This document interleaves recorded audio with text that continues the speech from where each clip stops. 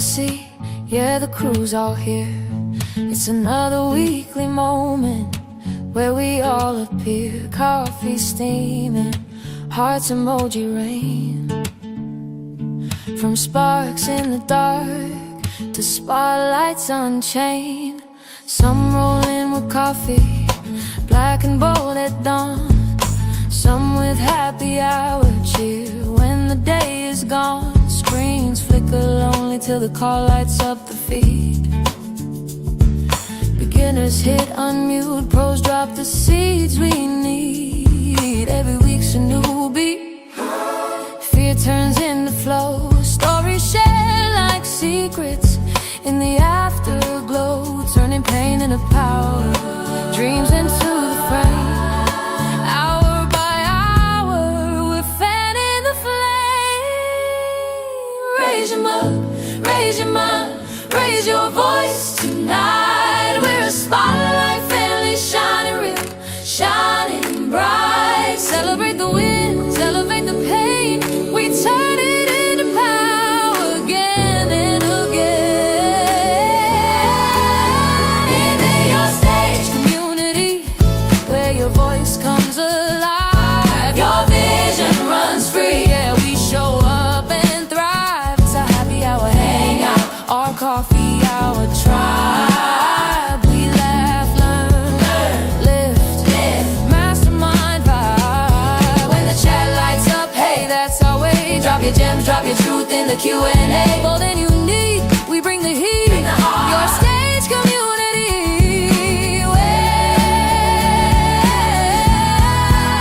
Worlds apart now. Worlds apart. One spark in the quiet, now a rooftop roar. Solo screen to family, opening every door. No more hiding in shadows, we own this weekly stage. From coffee confessions to Q&A, we empower the dreamers hour by hour. We climb on you, your fire. It's transformation time in the Your Stage community, where your voice comes alive. Your vision runs free. Yeah, we show up and thrive. It's a happy hour hangout, our coffee hour tribe. We love, lift mastermind vibe. When the chat lights up, hey, that's our way. Drop your gems, drop your truth in the Q&A. Bold and unique, we bring the heat, bring the heart. Your stage community.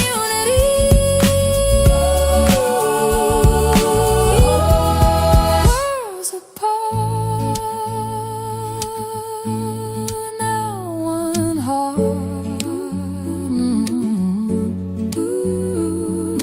Welcome in, grab a seat, crews all here. Your stage community, every hour, every year.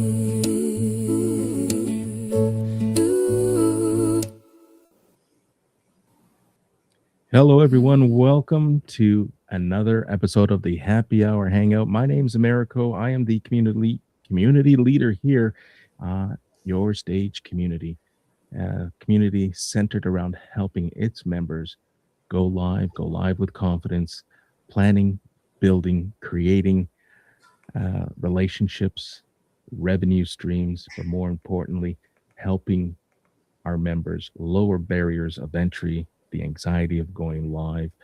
And I felt, what better way to demonstrate and build community than to open my doors to both community members as well as non-community members. So every Monday we go live. The times will vary so that we can accommodate different time zones and our guests' availability. Today we are spotlighting Ken Hyra, the community owner for the Relationship Reset Lab over on the school community platform. Now we're going to bring Ken up in a moment, but before we do that, let's share. For those of you who are new to school, take a peek I want you to visit your stage community, see what we're doing, see what we're building, and see how we might be able to help you if this in fact is something that you aspire to do. All right. We are streaming live across YouTube. So if you find that what you're going to hear today is something of value, be sure to subscribe. Be sure to share your comments. We have a few people tuning in live already. Drop your comments. Let us know where you're joining from. And I'd be just ecstatic to answer or have Ken answer whatever questions you may have. You can also subscribe. It would go a long way for anyone who is looking for support to subscribe to our channel, because it may not be today's conversation, but it could be a future conversation that piques your interest and raises enough awareness that and drives value for yourself personally. So, as mentioned, my guest today is Ken Hyra, the founder of the Relationship Reset Lab. And, I can sit here and talk for hours, but we're going to bring him in and we're going to let him introduce himself. Ken, the mic is on. While I get the camera ready, why don't you introduce yourself and let's get this conversation started. How you doing? I'm all right, Americo. Thank you very much for that introduction. And I'm looking forward to this time we have here on air on YouTube, and a way to discuss my community and what I have to offer. And to start off with, I'm in Ontario. I'm an Ontario-based registered social worker who has 25 years experience in helping individuals and couples communicate better in their relationships. And a lot of the work I do sometimes goes into an individual frame, because sometimes the person needs help in regard to finding themselves and where they fit into the relationship. Sometimes it starts with both, then it goes to one, then to the other, and then both again as well. So it's a combination of those factors that brought me to this place, to school. The reason why school is because I can only practice therapy in Ontario because I'm a registered social worker here. However, I can expand into a coaching modality outside of Ontario. And I bring in with me my therapeutic modalities, whatever you want to call them, into the coaching space. So kind of a unique method that I kind of trademarked as well, called it CoThera, CoThera. It's coaching and therapy combined. And just started this out back in January. And here I am. Well, I'm delighted. I'm delighted to spotlight you. Listen, before we went live, we had never met. We have been following each other on Substack. We've been following each other here on school and supporting one another. And it has been absolutely delightful. We have Chelina joining us backstage. Chelina, I'll bring you up in just a moment, and you'll be able to join the conversation. She's joining from the UK, so this is awesome. The beauty of live streaming. Our community has no boundaries. But as I was mentioning, you and I, before we went live, we were sharing our narrative, and I too jumped into school as a viable option to help lead, support, and develop people's aspirations of going live. Listen, call it what you want. The reality is there are certain obstacles that face us throughout life's journeys, and I crossed a few of those obstacles not too long ago.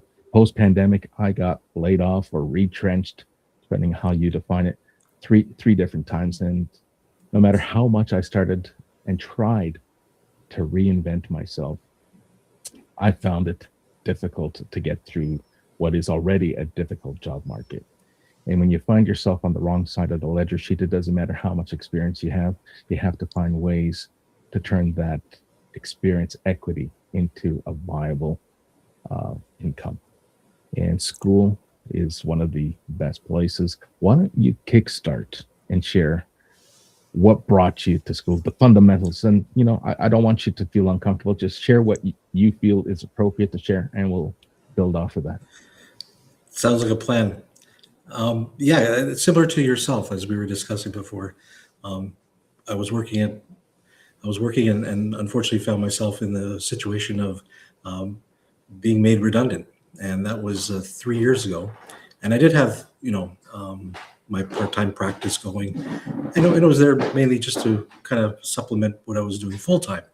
When that full-time ended, it was obviously a shock. However, then it became, well, what do I do, right? How do I reinvent myself to now talk to people and offer my services? Sure, it was fine when I was working full time. That people would, I'd have people to talk to, and it wasn't so much of a skill to attract people to listen to what I have to say. And now I'm finding I'm learning a whole new skill set, not only with the therapy aspect, the coaching aspect, but from a business standpoint. It's like, well, how do I reinvent myself? And I found school about a year ago through somebody else. And then last fall, I joined, put myself on there.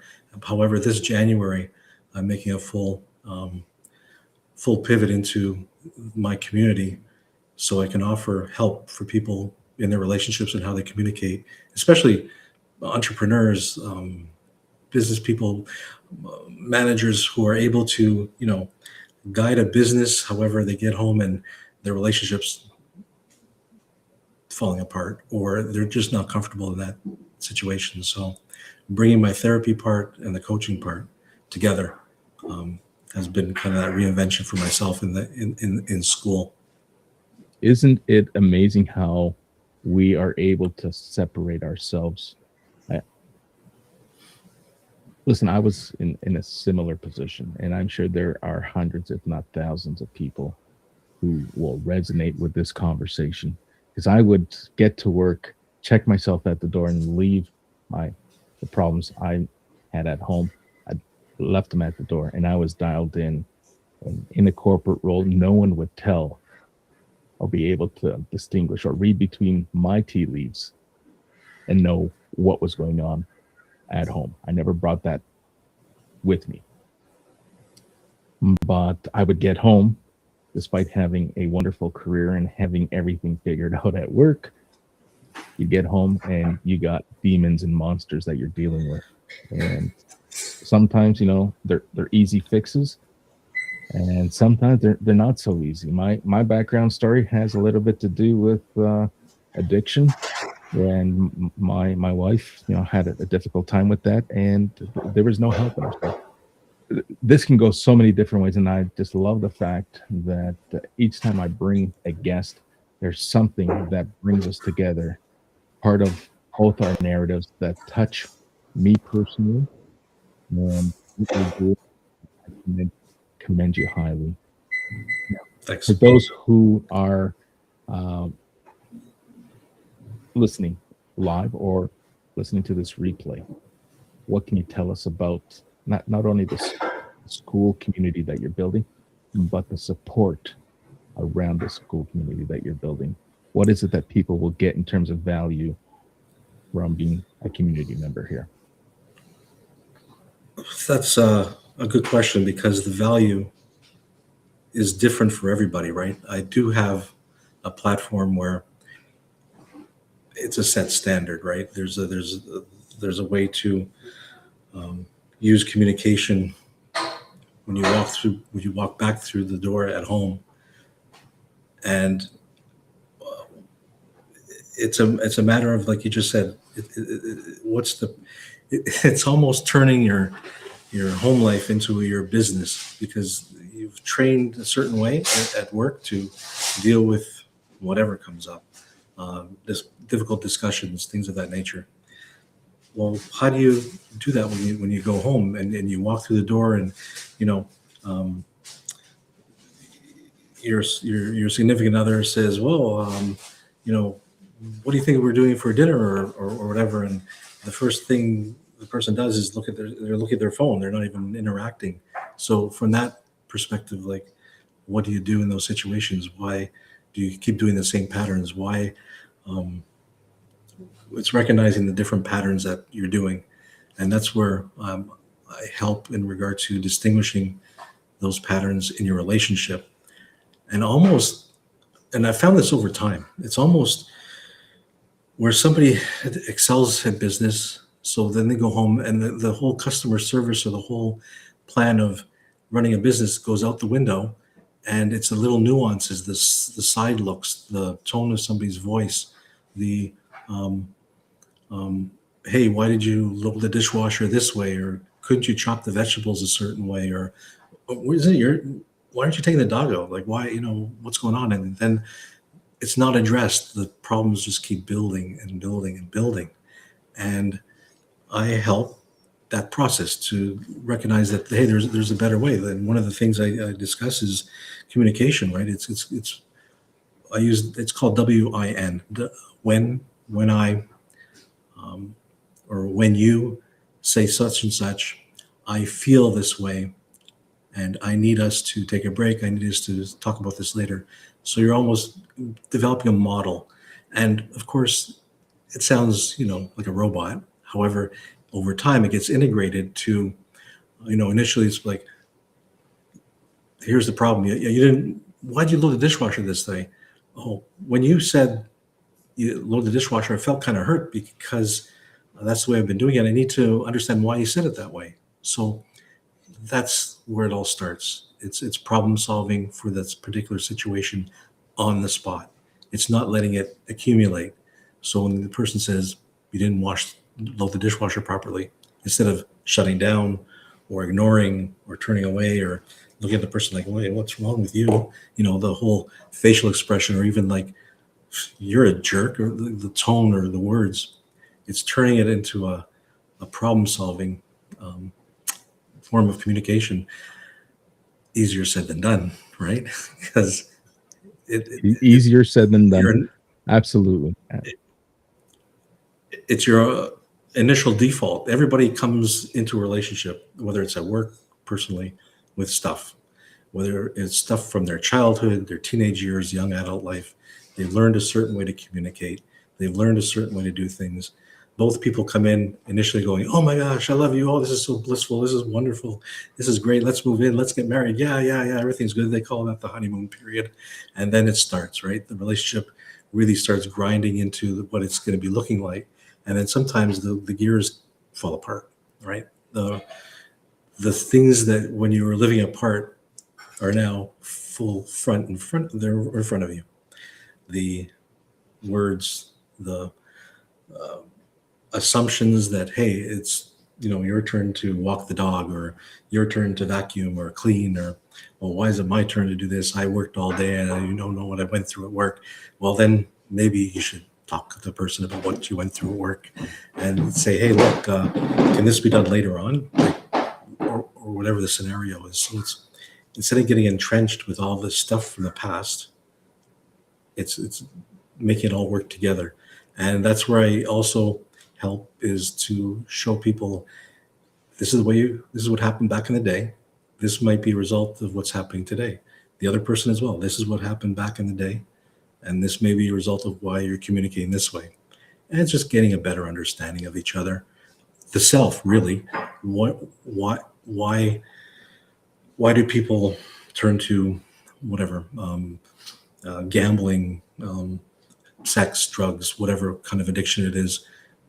And usually, through what I've studied, is they're masking a painful situation, and then the nervous system learns a certain way to cope, and then it just it does compound over a period of time, until such point where it creates a not so good situation for the person themselves and in the relationship too. So there's a lot going on in a relationship, and that's where I come in to kind of reset that, kind of figure out, hey, what's going on? Where's the pain coming from? Where are these words coming from? And then having like a platform or a system like the WIN communication tool to help people move forward. And there's also other things too, like personality assessments, things of that nature. But they're a base. It's just a base because people change. Me talking to you now, I'm not the same person that's going to walk my dog after this show. I'm not going to be the same person that's talking to my wife. I'm not going to be the same person that goes to the grocery store. We all have different people within us. Some people think that, well, this is me. Well, yes, to a point, but you have different personalities within you, different values that you go with. I value maybe, let's say, for example, cleanliness. So I clean up the dog poop in the yard, right? However, maybe at home in the house, I don't care if stuff's left around, accumulating on top of the counter. I'm looking around because stuff's accumulating on the counter. And it's like, well, I should have cleaned up that pile of papers, but that's my personality here. However, my personality outside is different, right? So we have to get in touch with that. So I understand that, yep, I value cleanliness. However, I'm okay with that pile of paper sitting there. Eventually it'll get cleaned up. I need to clean up the yard because springtime's kind of showing up here. Eventually I'm going to be cutting the lawn, right? So I got to clean up the poop before that happens, or my wife as well. So it's not like it's my job. It's not her job. It's kind of like we kind of work it together, a system. That's fantastic. I have a few questions lined up, but before I jump into my question, let's bring. Am I pronouncing it correct? Chelina or Chelina? Please correct me. You're on mute. Feel free to come off mute.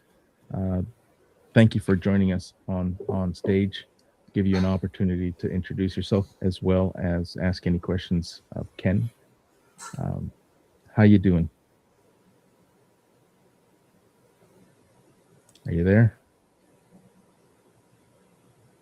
No? All right.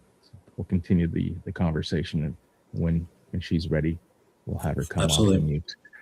Here's a question for you. Is there Sorry, my machine froze. I was trying to unmute and it wasn't playing ball. Good to meet you both. I literally have just popped in.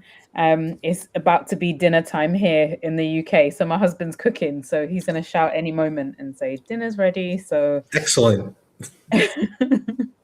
So it sounds like you have a relationship that is working. You're supporting one another, and how important is that for you? Massively important. I think I'm working towards. I just got a message. Dinner will be ready in 10 minutes. Dinner. I've got a 10-minute reprieve. So yeah, I think seasonally things look different, right? So the season that we're in, I'm focused on building my business, client delivery, and my husband's just kind of stepped into like the kind of domestic side of things, I guess, right? So I don't have to worry about that because he's kind of dealing with that, and that's a seasonal, I guess, thing, right? So there will be seasons where he's busy with what he's working on, and then I pick up the slack. So Ken, how important is this give and take? This is what I'm hearing. There's give and take, and sometimes it's referred to as seasonality. And I used to adopt this mindset. Hey, I will take care of all the outdoor activities, the lawn, the garden, washing outside. You take care of the inside because I'm not good at it, and I'll take care of the outside. But in the winter, when there is no outside to take care of unless it's snowing, how do I give back? I give back through cooking. I give back through, there's a trade-off. Just because I no longer have outdoor activities that I'm responsible for doesn't mean that I put my feet up and forget that I have a responsibility until next spring. Oh, come on. Why not, Americo? Jeez. Oh, that would be utopic for me, not for. Well, you could do that too. No, I'm just kidding. No, going back to the initial question. Yeah, this is like excellent. This is exactly how a relationship not it should function. Should function functions. It's a give and take. Exactly that. Seasonality, sure, whatever works for the couple, and that's how the couple does it, right? It's not like, well, here's a framework, you got to follow this rigidly. Well, if there's a framework, however, it can go A to Z to B, whatever works for the couple, and then agreeing to, hey, during this time of year, I do the cooking, or I focus on my business, or I help in the house more because outdoor stuff is not there, and it's not like breaking it down 50-50. I think that's a misnomer. Relationships 50-50. It sounds good. It sounds like, yeah, well, you do this, I do that. However, in reality, it's a team, because like in any team, what if somebody stops performing? It's the other team members, they don't say, oh, well, it's not my job. I'm not going to do that part. It's like, no, the whole team comes together and supports the person until such time that whatever happens. And it's the same in relationships. It's not, this is my job, this is your job. If, need be, yeah, I'll help out. I'm not a cook. My wife does the cooking and I do the cleaning. However, if push came to shove, I would do something. I would make it work if she was not able to cook a meal or whatever, whether it's takeout or me. My skill set of looking over here, because that's where my macaroni and cheese boxes are, is over there. Heat up some water, make something, or whatever, or open up a cookbook, or that's how old I am. Open up a cookbook instead of going online. YouTube. Yeah, thank you. Yes, exactly. Go on YouTube and kind of muddle through it, right? Yeah. And that's the way it works with people together. Unfortunately, that's sometimes missed. It's like, well, I'm not loading the dishwasher.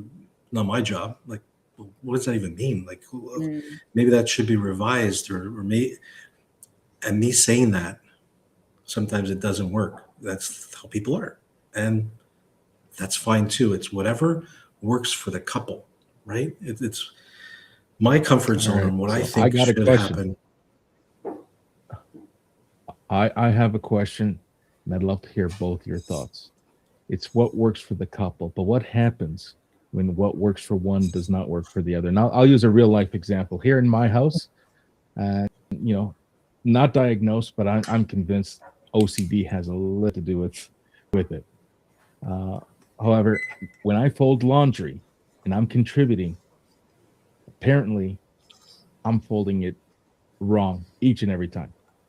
So my contributions turn into, I wouldn't say an argument, but it's a really healthy conversation. It's like, you're doing this on purpose just to get out of laundry duty. It's like, no, like, does it really matter how I fold towels compared to how you fold towels? Does it really matter? I'm helping, I'm contributing. It's like, yeah, just get out of my way. Let me do it, because it's got to be done a certain way.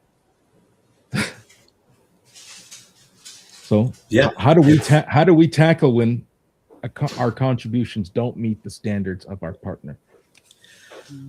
So, I see some nodding here. Yeah.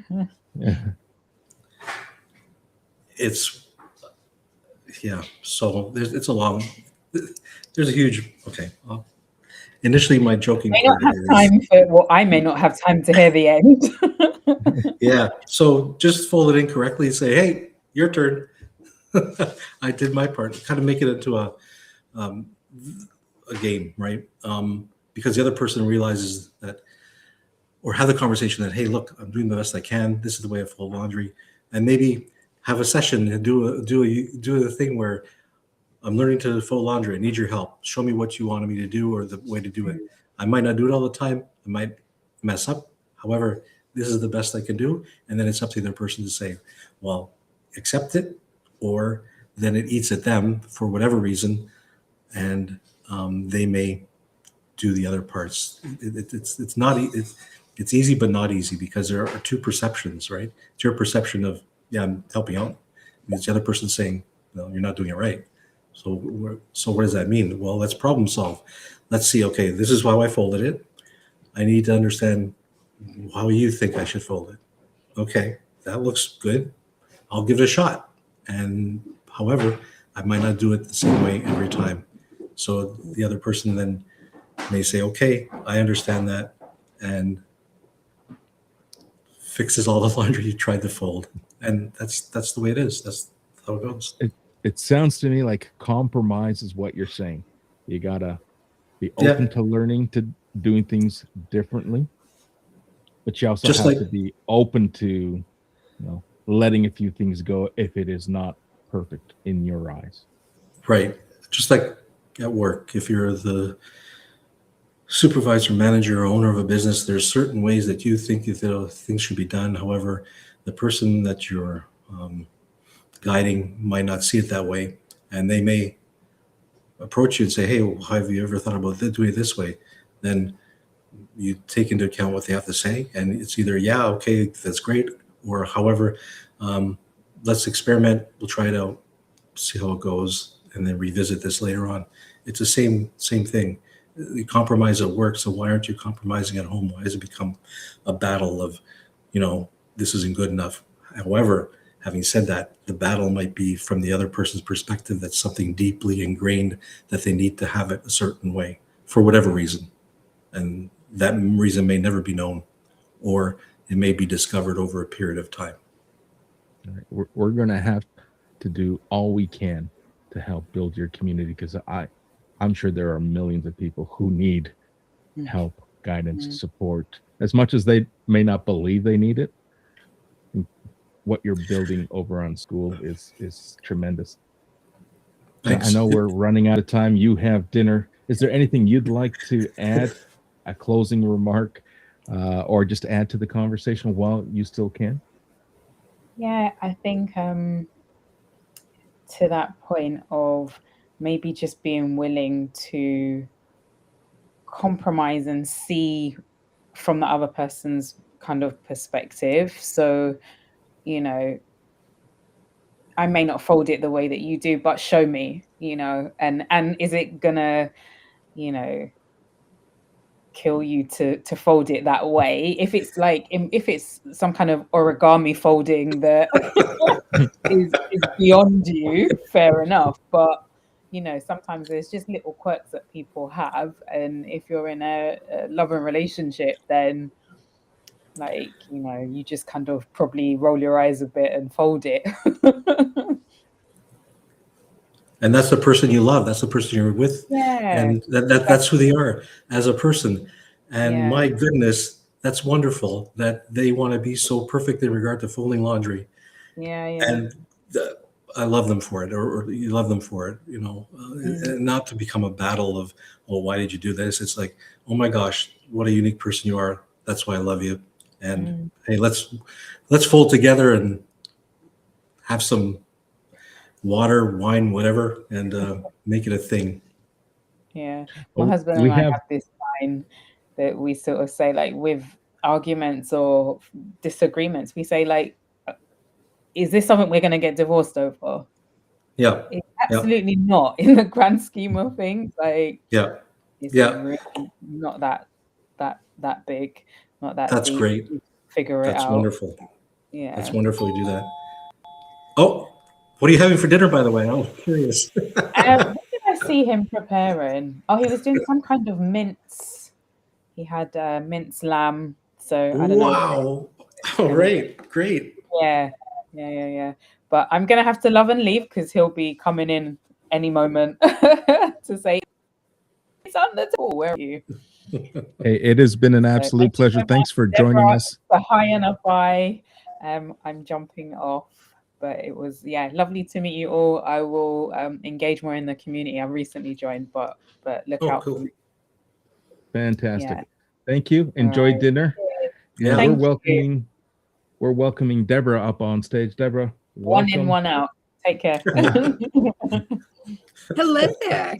Can you hear me? Yeah, we can hear you. Fantastic. How you doing? I'm doing well. This is my first time on a Happy Hour Hangout school community stream. So I just popped in to see what it's all about. Well, I'm happy to welcome you to the stage. We open these events, these happy hour hangouts, traditionally have been for members only, but I just felt that there was something missing. We had to open the doors to non-members so that they can experience what we're doing here, right? And this community is about helping people build live content strategies, and what better way to demonstrate how it's done and how sometimes things can go wrong and how you get back on your feet and back into your lane. So we're doing this in real time. We're building a brand in real time just to help people realize A, how easy it can be, and B, not to let whatever demons are in your head get in the way, because we have a tendency of becoming our biggest obstacle when it comes to manifesting our goals.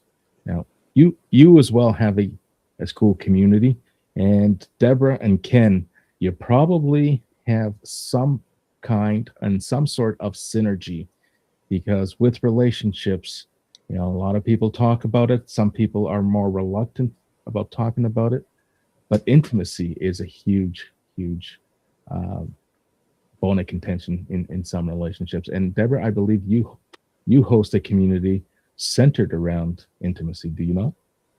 I do indeed, and my community is called the Better Sex Community. Sex is a big part of intimacy. Intimacy is a big part of sex. And as you said, it's not something we are generally willing to talk about. And so I am finding that to be both an entertaining and, bringing that community, or bringing that to the community and inviting people into the conversation is what my community is all about. And really, it's such a shame that we are so shut down around being able to talk about this subject, because, I mean, particularly in the US, we are sold everything around sexuality, and our relationship to it can make or break our relationships in bigger ways.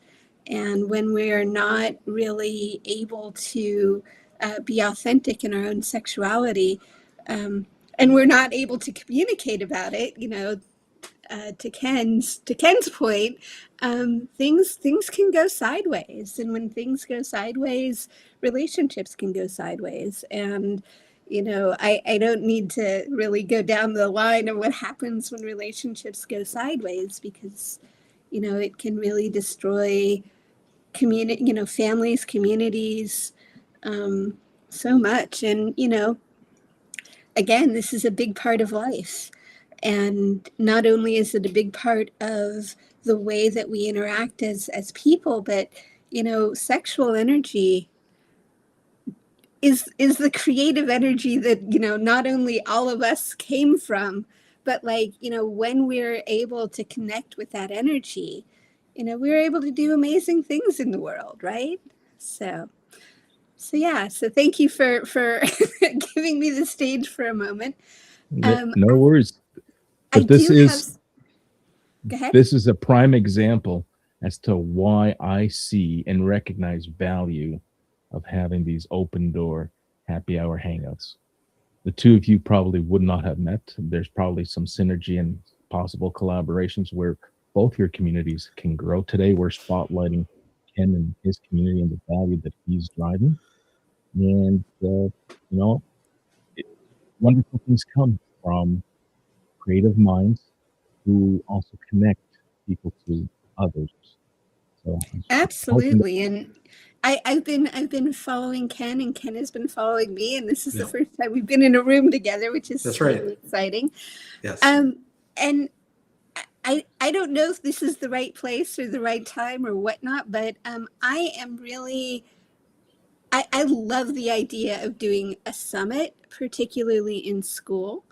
I don't know if that's something that is part of the live stream world, but I would love to get I'd love to talk to you more about that and how that works. Absolutely. And I love your thinking because I'm 3 steps ahead of you. I've already in my head I've already paired Ken.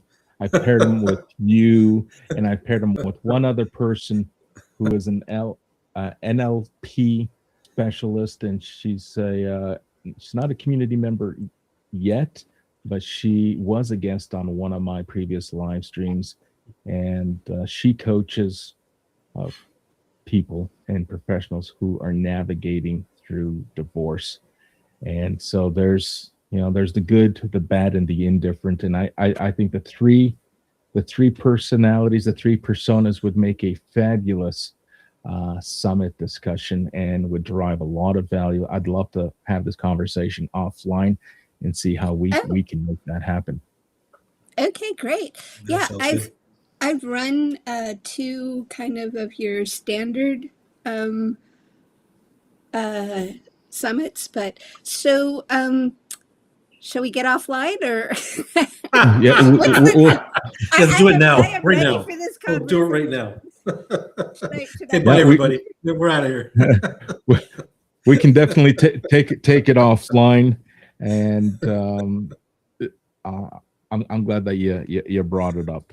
By all means, this is exactly what we want to do. This is an open conversation. We want to be able to throw ideas that or plant seeds that turn into ideas and manifest those ideas into either, if not revenue streams, at least value-driven streams where people can see the value of working one-on-one with each of the guests that we bring to this summit.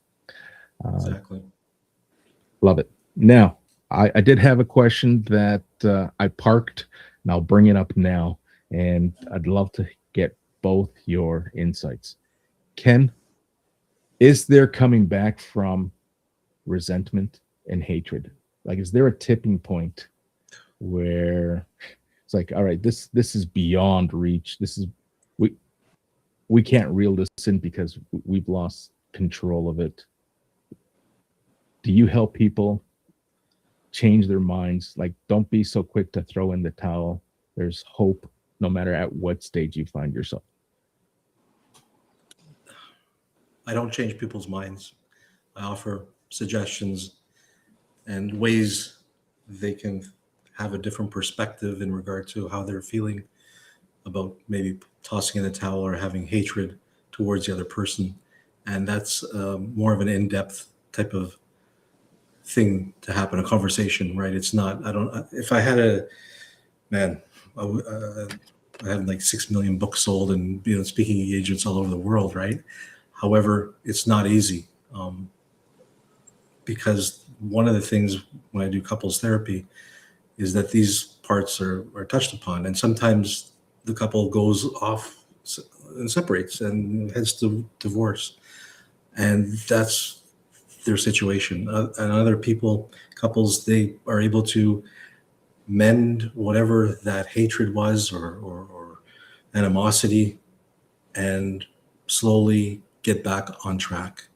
And it depends on the person, what values were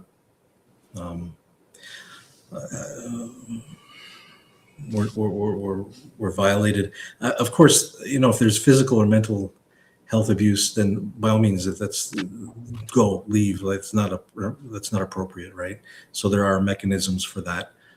However, if the animosity is towards, sometimes an affair, right? Sometimes affairs happen in relationships. Some couples are able to go through the anger and figure out why did this happen? Because ultimately they may just have enough of that love for each other to keep it going, to work out the problems.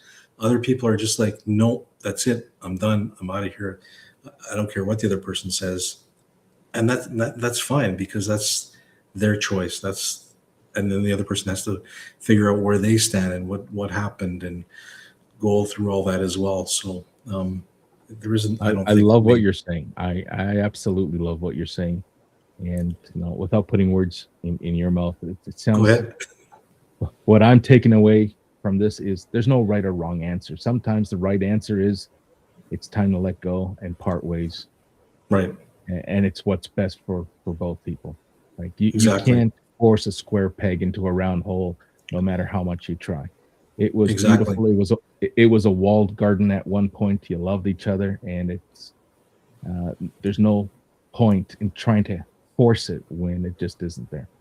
Exactly. And I think Deborah finds that as well for her in her community and what she does in intimate or sexual relationships. There may be something that another person is not comfortable doing or whatever. Then they have to, either abandon it or find alternatives or do something in their relationship to keep that part going. Yeah, absolutely. And I think, resentment is a relationship killer. Like, it is the thing that will grow and really knock the relationship sideways and out. And, one of the ways that I work with resentment is really having that moment of like, okay, so, resentment is kind of it's a sandwich, right? The thing happened. I didn't say the thing. I'm just letting it go, and it's festering and building, right? So, one of the ways that I work with resentment is the first thing is to just figure it out. Like, what am I resentful for? Why am I shedding? And one of the ways that I see this particularly in the sexual context is that, like, there's a shutdown. Like, one partner will come towards the other, and that resentment kind of like comes up and is like, nope, right? And so, and it could be something as not simple, but it could be something like you move too fast. And so I'm going to shut anything down before it happens because I know what's going to happen. You're going to move too fast and I'm not going to like it.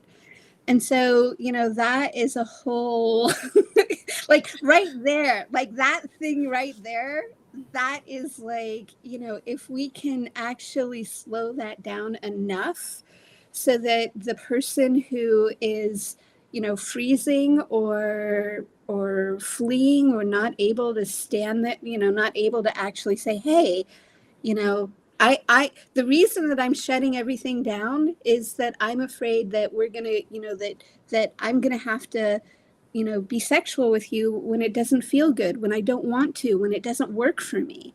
Right. And I want to be really clear. A lot of times we look at and we figure like, oh, it's the female part of the partner who shuts it down. But a lot of times it's actually the male part, right? Because they may be having, their bodies may not be working the way that they want them to. And, if they don't, I'm not sure how graphic I can be, but like, if they don't rise to the occasion, their partner can, take that personally. And when that happens, it's like, why don't you love me? Why am I not attractive enough? Like it's a whole ball of wax. And the key from what I've seen around resentment particularly is it's like to go underneath. What is that thing that's being touched, right? What is that thing? What is that place, that I get triggered, that I get hurt, that is unhealed in me, that I am not speaking to, that I am not aware of. And, it's so like it's a 3-point thing. First, we have to know what we're talking about. Then we have to talk about the thing. And then we have to be able to receive, right? Like we have to be able to receive what's happening next. So at least that's what I find when I work with folks. Yeah, that's exactly right. It's like, why is this happening? You have to go. The nervous system, right, is reacting to something that happened in the past, and you're not sure why, and it's a matter of figuring that out. Yeah. Yeah, and there's all of these misunderstandings that we have around, like, for instance, a lot of times when I work with a couple, particularly around the he around the like, I don't, somebody is not initiating anymore because they've been shut down all these times, right? The other person, right, they're not being initiated too, so they're shutting down. And so in between the two of those pieces, there could be a lack of skill. There could be a lack of understanding. It could be that, like, he the initiator is so tired of being shut down that it's like not worth it anymore, right? And the other person, the initiatee, they're not getting their needs met enough, so they're resentful and they're like, why should I go on your ride? And it's crazy that so much of this can be unwound in conversation, in understanding each other's parts and points, right? Like one of the things that I consistently hear, and it thrills me, is when I work with a couple, and at the end I'll say to them, so what did you see or hear that's, and sometimes it'll be like, wow, I had no idea she felt that way. I had no idea that when I did that, he felt that way. It's crazy. And I know I've seen this in my own relationship, right? Like, because, everything I do, everything I teach, everything I practice comes from practicing it in my own relationship, right? And figuring out, like, oh, when I do that, like, I can see his face change. I'm like, oh, shit. And, like part of the reason I'm so good at repair is because I was so clumsy for so long, right? It's like, it's a process that we learn and I want to say two things. A, it's learnable. And B, the most important thing you can bring to a relationship is willingness, right? I can give you all the tools, Ken can give you all the tools, but if you're not willing, and when I mean willing, I mean like willing to feel, willing to be awkward, willing to make mistakes, willing to like love your partner through it. Like if there's not willingness, then it's a no-go. Or it can be a much more difficult go. Because I have seen people like, halfway through something will change and they'll be like, oh, I get it. I get why this is important. I get why this works. So. All right. So now I'm going back to. Thank you for that going question. I'm going back to workshops that I attended, and I believe it's the amygdala that triggers that fight or flight response. Now, how much of what Deborah just said, Ken, is a response to us being embarrassed? Hey, I don't want to bring it up because I don't know how my partner's going to respond, or I don't want to say anything because I might be defined as being ego driven or superior or inferior to my partner. Like I love what both of you are saying and the importance of communicating, and just you have to be comfortable with the uncomfortable. It's the only way it's going to work. Right? Absolutely. Yeah. And what we do is shut down. Like we don't, it's easier not to talk about it because we don't have that experience. We haven't talked about it.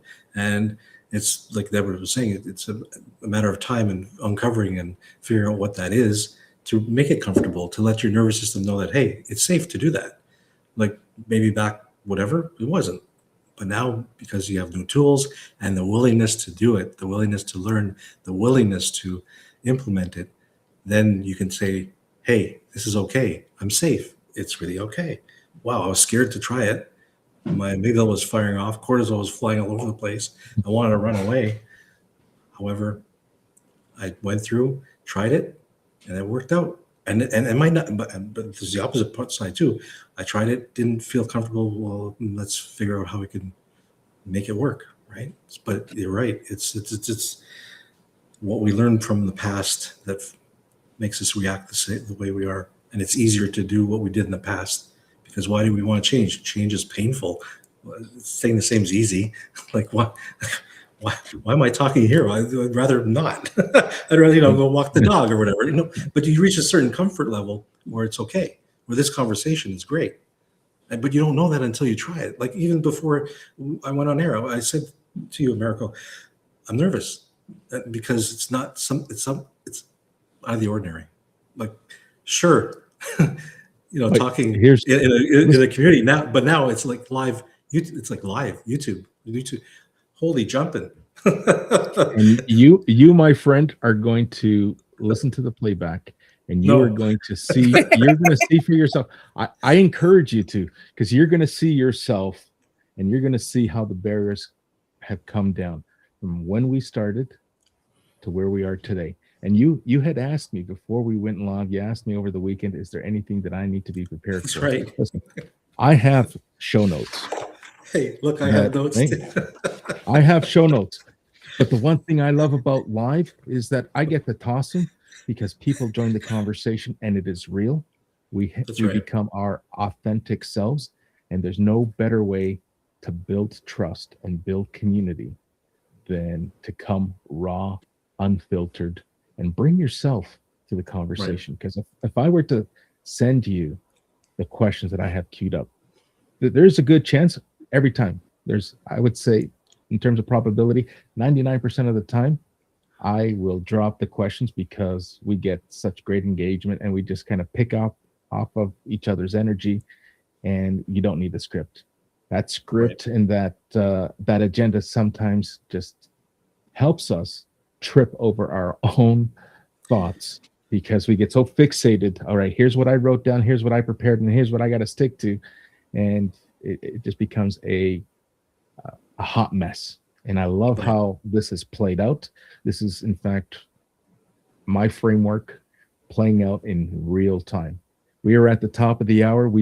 I always tell my guests, I book an hour, and sometimes be prepared. If we cut it short, it doesn't mean anything. But listen, I've never cut a live stream short. A half hour, I understand it happens, but I can go on for hours. But I want to respect everyone's time. So I have one last question, and I'd love to hear both your thoughts, and then you two can take it home and tell us a little bit about your school communities. Once again, for those who are listening and sticking around with us. Now, I don't want to be gender biased. I don't want any animosity for anyone who is listening to say, see, I told you so. It's a real thing. And bargaining, and it happens more times than not with intimacy, but it also happens with money, and it happens with chores. When we start to hold back and withhold parts of our relationship in exchange as a bartering tool.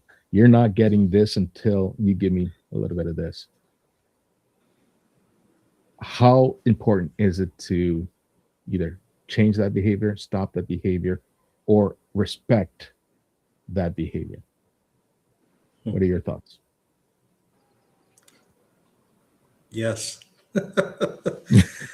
Yeah, wow, that's a heavy duty question.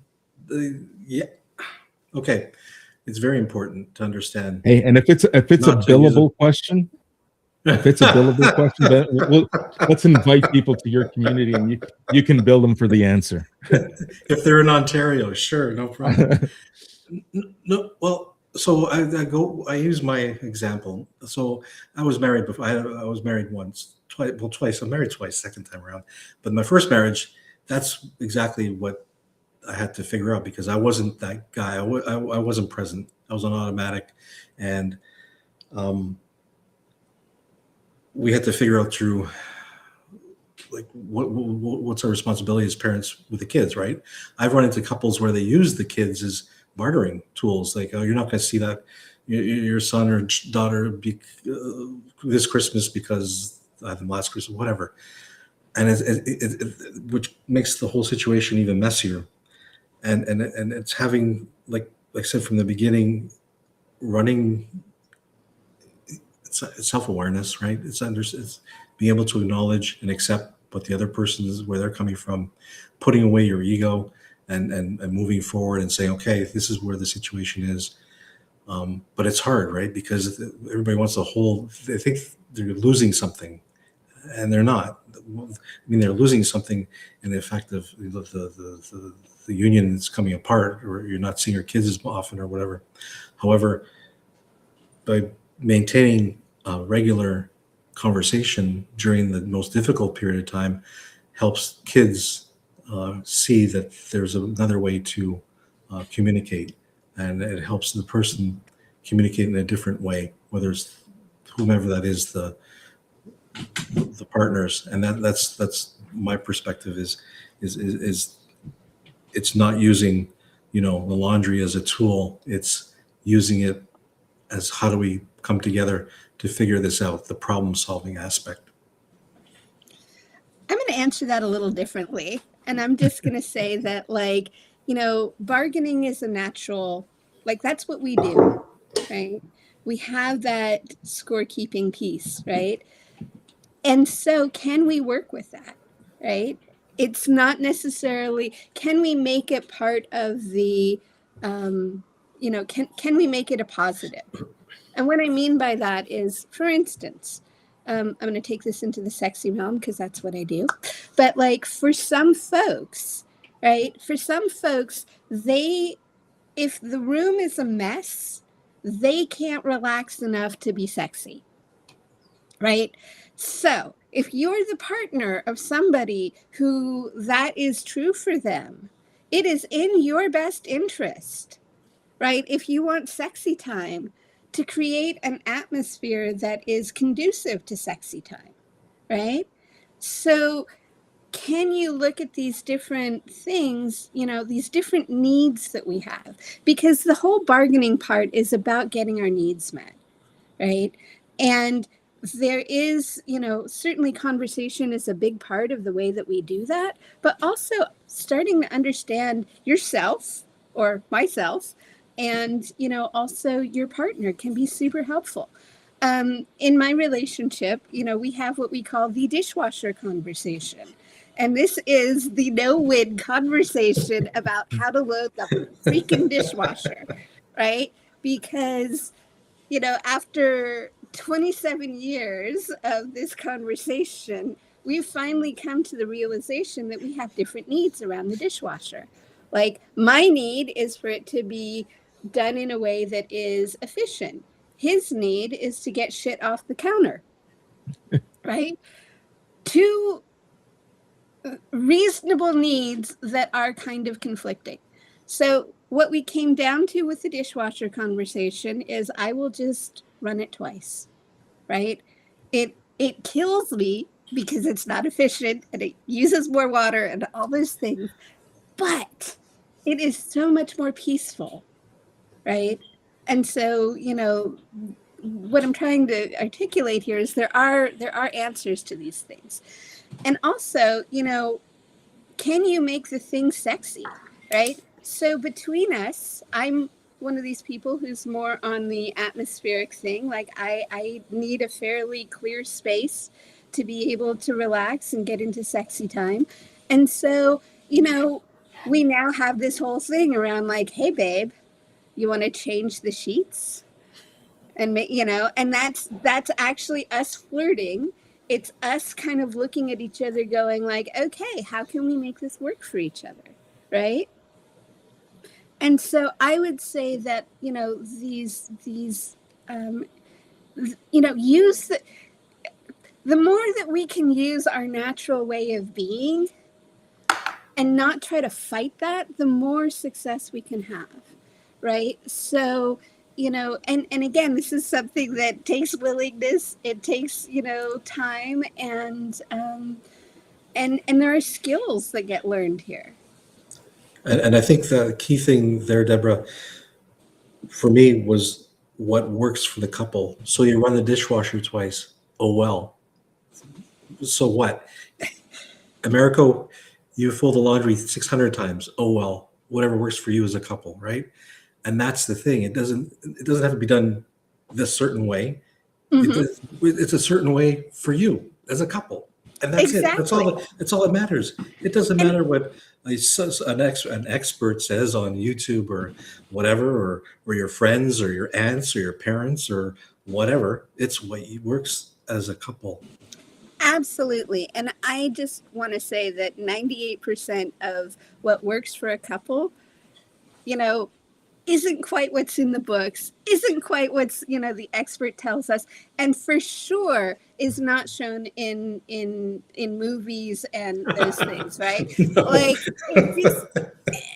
So and the upside of that is we get to make it up as we go along. The downside of that is we have so few models that really show us what's possible. Like there is so much possible in relationship that is just not seen, right? And unless we have a decent model or even just an idea that it's possible, we can't really do that. Exactly. And why are we following a model that's not ours? Like, sure, there's a base. I mean, okay, have clean dishes to eat off, great. But to get there, who cares how you get there? It's up to you. It's your life. This has been fabulous. Listen, we are just past the hour. Ken, I want to thank you for coming on, and it was an absolute pleasure to spotlight you and your community. Deborah, thank you for joining and being part of the conversation. Ken, I'm not going to twist your arm, but if you're interested in the collaboration that Deborah has suggested, Deborah's already a community member. Come on in. Let's have this conversation. Yes. And let's figure out how we can make this work and drive value and maybe turn this into a monetized event that people would get extreme value out of. That sounds great. Thank you. Beautiful. Sounds good. All right. All right, Well, thank you so much. I'm so glad that I came across you. Yeah. And I'm glad you joined us. And That's for sure. Anytime we do this every Monday, and people are welcome to come in. I will spotlight one community, and everyone else can be part of the conversation. I'm going to close the room now, and thank you everyone for joining and being part of the conversation. The rest of you can, Right. both of you can stick around, and we'll continue this after our live.